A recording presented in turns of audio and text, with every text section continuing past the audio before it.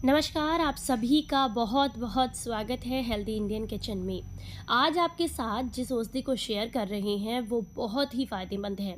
अगर सुबह खाली पेट मात्र आप 4 से 5 पत्तियां चबाकर खा लें तो आपके शरीर को अद्भुत फ़ायदे मिलेंगे। जब आप इसका इस्तेमाल करते हैं तो बिल्कुल फ्री में आपकी बहुत सारी बीमारियां जड़ से ख़त्म हो जाती हैं।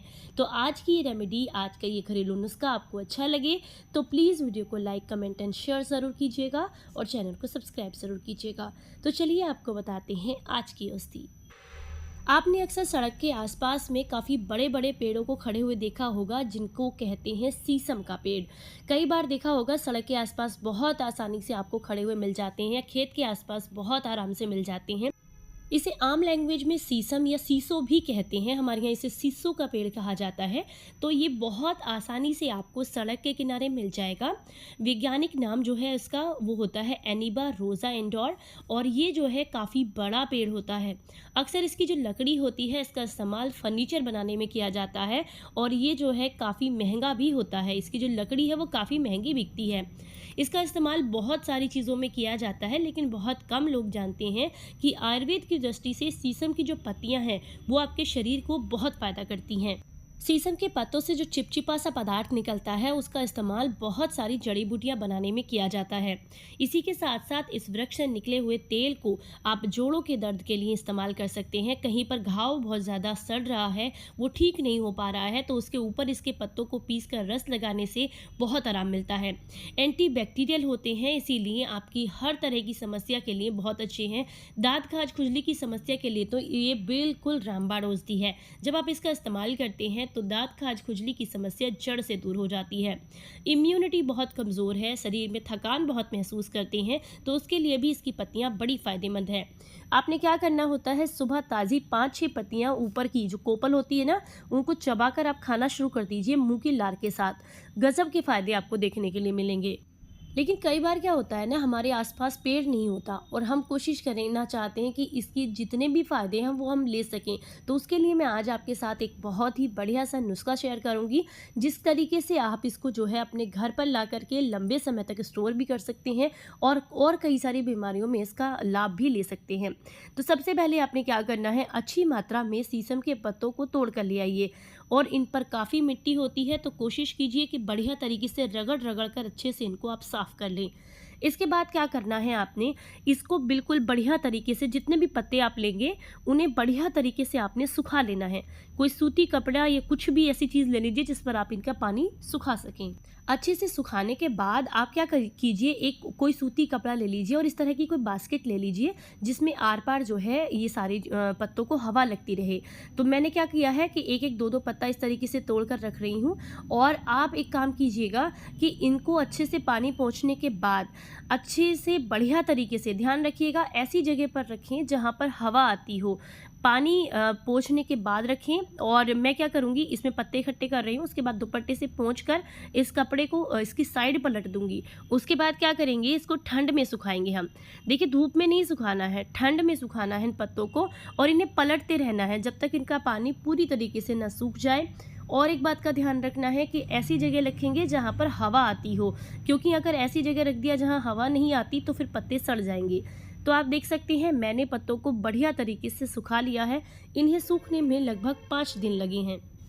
ये आप देख सकते हैं बढ़िया तरीके से पत्ते सूख गए हैं, लेकिन इस बात का ध्यान रखें ठंड में ही सुखाना है, धूप में आप इनको नहीं सुखाएंगे। तो जब आप इन्हें धूप में नहीं सुखाते हैं, ठंड में सुखाते हैं, एक तो इनके पोषक तत्व कम नहीं होते हैं, दूसरा थोड़ा ध्यान ज़्यादा रखना पड़ता है। पहले दिन जब हमने पत्ते रखे थे तो पानी काफ़ी ज़्यादा था, तो पोंछने के बाद दुपट्टा जो था इसके नीचे का वो मैंने निकाल दिया था। उसके बाद मैं इनको पलटती रही, ऐसे कर करके 4 से 5 दिन में ये पत्ते आराम से सूख जाते हैं। पर ध्यान रखिए कि जब ही यूज़ करें जब बढ़िया तरीके से सूख गए हों। अगर थोड़ी बहुत भी नमी होगी तो फिर आपकी औषधि जो है वो ख़राब हो जाएगी। तो आप देख सकते हैं मैं आपको दिखा रही हूँ, एकदम चूरा सा बन रहा है, पत्ते जो है बढ़िया तरीके से सूख चुके हैं। अब आपने इन पत्तों को एक खरल में डाल देना है और हल्का सा इस तरीके से निचोड़ निचोड़ कर तोड़ दीजिए। उसके बाद कूटना है बढ़िया तरीके से। इन्हें जब अगर अच्छे से सूखे हुए हैं तो कूटने में कोई दिक्कत नहीं होगी, लेकिन थोड़ा समय तो ज़रूर लगेगा, क्योंकि जब हम ऐसी कोई भी चीज़ भी हाथ से करते हैं तो उसमें थोड़ा सा समय जाता है। तो लगभग 8 से 10 मिनट में आप इनको अच्छे से कूट लेंगे। तो आप देख सकते हैं मैंने इन्हें बढ़िया तरीके से कूट लिया है। कुछ कुछ पत्ते रह गए हैं, तो आप चाहें तो दोबारा छानने के बाद इनको फिर से कूट सकते हैं। तो ये देखिए कुछ इस तरीके का इसका पाउडर बन करके तैयार हो गया है। अब आपने क्या करना है, इसको अच्छे से छानना है बढ़िया तरीके से, ताकि जितनी भी मोटी चीज़ें हैं वो ऊपर रह जाए, मोटे पत्ते, और बारीक पाउडर हमें नीचे मिल जाए। ये जो हमारा पाउडर बन करके तैयार हो गया है, इसे आप महीनों तक आराम से स्टोर कर सकते हैं। ये बिल्कुल भी ख़राब नहीं होता। जब तक मतलब मान लीजिए अगर आप इसको बीच में कहीं ऐसा लगता है नमी लग गई है, तो आप इसे धूप लगा लीजिए हल्का सा। ये कई कई दिनों तक, कई कई महीनों तक बिल्कुल भी ख़राब नहीं होता है, जब आप इसे अच्छे तरीके से इस तरीके से ये देखिए बढ़िया तरीके से बना लेते हैं। बस धूप इसलिए लगाना है, वो भी सिर्फ आधा पौना घंटे की धूप लगानी, ताकि कोई भी कीड़ा ना लगे इसको।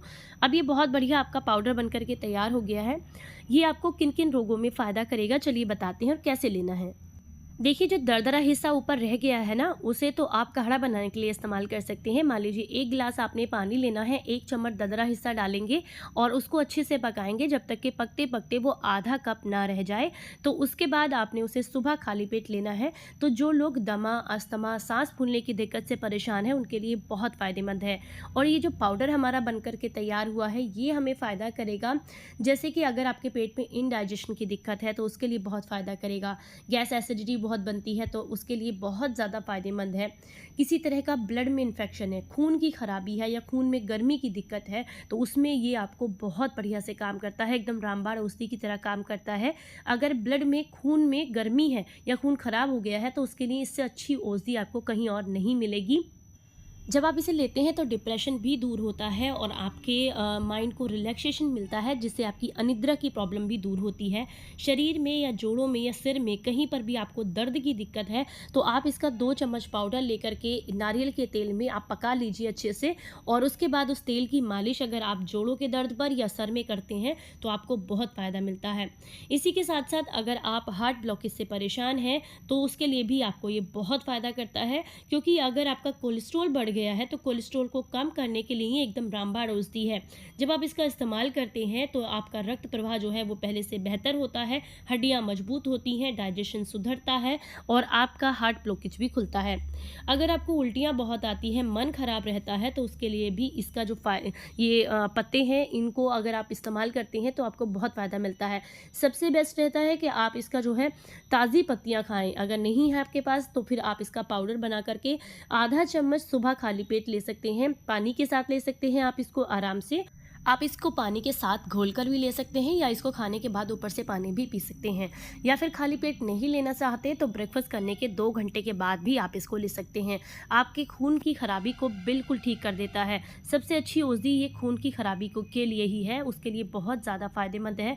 खून में गर्मी हो, खून की खराबी हो, खून ना बनता हो, एनीमिया की प्रॉब्लम हो या जोड़ों में दर्द की दिक्कत हो, इनडाइजेशन की दिक्कत हो, आँखों की रोशनी कमज़ोर हो, उन सब के लिए आपको बहुत फ़ायदा करता है। इस पाउडर को अगर आप जो है दही के साथ मिक्स दाद खाज खुजली पर लगाते हैं तो उसमें आपको बहुत ज़्यादा आराम मिलता है, खुजली शांत होती है। इसी के साथ इसका जो तेल बनता है, जैसे नारियल के तेल में इस पाउडर को पका लेंगे आप, तो जो तेल बनता है उसे भी अगर आप उस जगह पर लगाते हैं जहाँ पर बहुत ज़्यादा दाद खाज खुजली की समस्या है, तो उसमें बहुत फ़ायदा मिलता है। ताज़ी पत्तियों को पीस कर लगाते हैं तो भी आपको बहुत आराम मिलता है। इसके पत्तों को पीस कर पाउडर बनाकर अगर जो है आप रखते हैं और इनका इस्तेमाल करते हैं तो आपके शरीर को बहुत फ़ायदे मिलते हैं, शरीर के लिए बहुत अच्छा होता है। हिडन जो बीमारियां होती हैं जिनका हमें पता भी नहीं होता, उनको ठीक करने में बहुत मदद करता है। खून के प्रवाह को अच्छा रखता है और ब्लड प्रेशर को अच्छा रखता है, कोलेस्ट्रॉल को कम करने में मदद करता है। तो जब आप इनको लेंगे तो इसके फ़ायदे आपको प्रत्यक्ष देखने के लिए मिलेंगे। तो फिर मिलेंगे किसी नई रेमेडी के साथ। तब तक अपना ख्याल रखें, अपनों का ख्याल रखें और हंसते मुस्कुराते रहें। Stay healthy, stay happy, bye bye.